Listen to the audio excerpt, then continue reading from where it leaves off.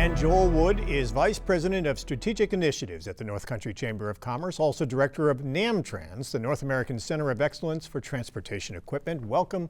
So nice to have you here with us. Thank you, Tom. It's great to be here. At that ceremony we just saw from this past spring when the 12 most recent graduates received their certification, you said that all of this came about in late 2020 when you got a call from Alstom, the railcar manufacturer here in Plattsburgh, who bought Bombardier a few years ago, that they had a big contract and they had an urgent need to hire about 50 skilled welders, and they needed to do it quickly. Very quickly, Tom. Yeah, so they called us at the chamber and they told us about a contract that they had with New Jersey Transit for double-decker rail cars. And they had done this contract in the past. This was their second contract with New Jersey Transit, so they knew that they were going to have a huge demand for welders, skilled welders in their facility. Some contracts require more welding than others. This one required a lot. And they knew that the last time that they needed the welders for the contract prior, they struggled with finding them. So they called us and they said, we're going to need some assistance with this. How should we go about training them? And this idea came to fruition to do a Welding Academy at Clinton Community College. Before we had identified funding, before we had anything else after that call with Alstom, we said, let's bring other manufacturers to the table. So if Alstom has a demand for 50, there's got to be others who need welders as well. So we brought in Jefford Steel, Platco, Vaporstone Rail Systems, and we brought them all to the table and had a couple of meetings and said, if we could train welders in our region, what would you like them to be trained on? What skills do they need? Did you quickly look at the IAM on the Clinton Community College campus and say this would be the place to do it? Yeah, we did. So, we had a couple of initial phone calls with Empire State Development, which is the Economic Development Administration for New York State, because the initial idea from Alstom was that they were going to train them in-house. So we had a couple of calls with Empire State Development, and during that conversation, we kind of, raised the idea that other manufacturers probably have this need too. So you could train them in-house, Alstom, theoretically, but if you do that, we're missing having a larger regional impact. So we pivoted very quickly to Clinton Community College. So we said this is an amazing opportunity to increase the number of welding booths at Clinton Community College and have a more regional impact to benefit more manufacturers. Billy Jones came through with the funding to get those 4 additional welding booths, so you had 12 welding booths. Correct. Then did you have to figure out how to cover the cost? Was that a big part of it as well? That was the very next thing. So yeah, exactly. So Billy, the Assemblyman Billy Jones was gracious enough to provide the funding to Clinton Community College to increase the welding booths to 12. And then the very next thing we did is how are we going to cover the cost of this? Because welding training is not cheap. We decided on doing a 3-week training timeline, 120 hours, which is a very intensive training period. And the instructor costs, the equipment and supplies, the base materials, the steel for the folks to weld on. Once we started tallying everything, we knew this was not going to be a very easy lift financially. So we had to identify funding opportunities. And you went to the Northern Border Regional Commission. Correct. It's a combination of the northern border states, New York, Vermont, New Hampshire, and Maine. And the whole initiative, the funding flows from the feds down to the states, and the states can set their own priorities and what they want that money to accomplish. A lot of it's infrastructure, but they do have a workforce development component, and we said we're going to go after this because you can obtain a pretty decent amount of money. And we did, and we got the funding. That funding, however, we got $250,000 from the Northern Border Regional Commission, plus $36,000 was a match that the chamber provided. So $286,000, and we realized that would only be enough to cover the tuition for the students. So we still had a lot of other costs to still cover. So the manufacturers stepped up to help with supplies. There was a grant for the protective gear that the welders needed to wear. With the personal protective equipment, the students needed things like jackets and gloves and all of the things, and face shields. We reached out to an organization known as the Workforce Development Institute, and we asked them to help cover the cost of the PPE, and they gave us a $10,000 grant to do that. And then, last but not least, we realized that this training was going to take people away from work. But to help the students overcome the hurdles that come with that, we reached out to Empire State Development, and we applied for another competitive grant. We asked for $125,000 from them. for support services. And those support services included assistance with transportation, either taxis or Ubers if the person didn't have a personal vehicle, or gas mileage reimbursement, which was very helpful because some of our students were traveling from as far away as Akwesasne for this training. So we were able to help them reimburse for mileage on their personal vehicles. Childcare was another thing, and then stipends. And stipends were a big one, and a lot of people said, well, the class is free, why are you paying these students to take it? They should be happy with the opportunity that they have. And the answer is they're giving up 3 weeks, 120 hours of their time without any income. Many of them had to either take unpaid time off from their current jobs, or some of them took the risk and the leap of actually leaving their job to enroll in this training program.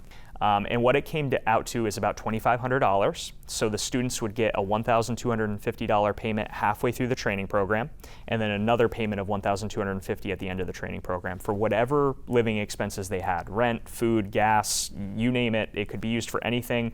And what we found is that with all of those support services and with the fact that they understood they were getting this training for free, that we had 100% retention. We have not lost a single student through this entire process, which we're really proud of. And you had a lot of interest. You had 160 applicants for this latest class. Yes. That you then had to narrow down to just 12. Just 12 openings, yep. So we've had about that for each session that we've done, and we've done 3 sessions so far, 3 sessions of 12 students for 36 students total. We've had about 150 people sign up for each time. On the day they received their certificates, they graduated, they immediately went to Alstom that very same day and got a tour of the factory and got to meet with HR there.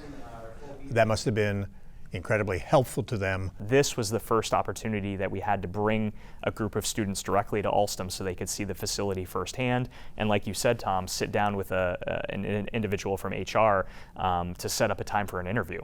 So all 12 of those students, if they so wanted, were afforded an opportunity to set up a time to go in and interview for a position at Alstom.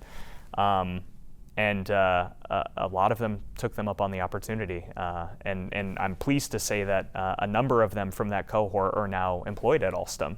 At least 4 that I'm aware of from my last conversation received a job as a result of that tour and the class. Including a young woman we spoke with at the graduation ceremony, Sienna Brooks. She was hopeful that she would land a job and did almost immediately with Alstom. Yes, correct. And of the 36 that have graduated in the past year and a half, have most of them found jobs now as welders? Yes, correct. Most have. We don't have an exact number. We try our very best to keep up with the students and kind of track their progress.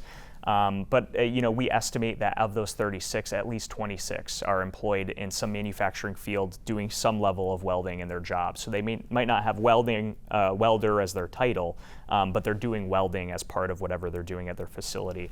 And with that comes, increased pay, increased opportunity for them to upskill in the future and move up the career ladder faster. And it is a great paying career. Skilled welders can make $50 or more an hour once they're experienced? It's incredibly well compensated. And because there's so few, I would say, so it's a very sought after role. Typically upon entry at most positions here in the North Country, a starting welder can start around $25 an hour. But if you work your way up and you're in that role for a while and you become a senior welder or especially a weld inspector, you can get up to $50 an hour. And that's, for our area, that's incredible. Jeff Lambert, the GM at Alstom, said that they were looking for 50. Are they on track to get those 50 that they need? They are, yes, in due part to our welding training program, and plus they've been sending employees from their facility who are assemblers, who have no welding experience into our program. So they're upskilling their employees by using our program, and they are well on their way to hitting that 50 number, yes. And Jeff said at the graduation ceremony, we're on our way, but oh, by the way, we have more big contracts coming in the next few years, and he at that point was already saying that they may need an additional 50 or 60 welders down the road. The demand won't stop, and that's just Alstom. So Alstom needs those 50 now that we're working on, plus, like you said, Tom, an additional 50 or 60 for future contracts. The demand's not going to stop, so we're going to have to continue to train them And that's what we're looking for the future to support not only Alstom but other manufacturers, is keeping this welding program going down the road. And your hope is that you will be able to do that? Correct, yes. We are really proud to announce that we reached out to a senator from Rochester. His name is Jeremy Cooney, Senator Cooney. He is the new chair of the Transportation Committee for the Senate. He is a good friend of ours at the Chamber of Commerce. He's come to Plattsburgh a couple of times in his tenure, and he knows about our transportation equipment cluster, our cluster of companies here in the North Country. So we submitted an application, and we're pleased to announce that we received $200,000. And of that $200,000, $100,000 will come to our region and $100,000 will go to Rochester to continue this training. We will train another 24 students, 2 cohorts of 12 in 2025. And you have one more class that's part of the original 4, and that's beginning this fall, this September, in just about a month here. So if folks are interested, how do they go about finding out more about the program and potentially signing up? That's a great question, Tom. So they can go to the North Country Chamber of Commerce website, and we have a page for our welding training. It's under economic development and workforce training programs. So they can find it there. It gives them all the information on the timeline of the training, what skills they will be trained on, what they can expect, what we pay for, what assistance is available. And then there's a link at the bottom that they can click on that will take them to the Clinton Community College website, where they will complete the interest form. And then after the interest form has been submitted, they should expect to hear back, I would say, probably by mid to late August. That registration is now open. So folks can go and check that out, and we would encourage everyone to complete the interest form by August 16th at the latest. That may be pushed back, but for now it's a deadline of August 16th.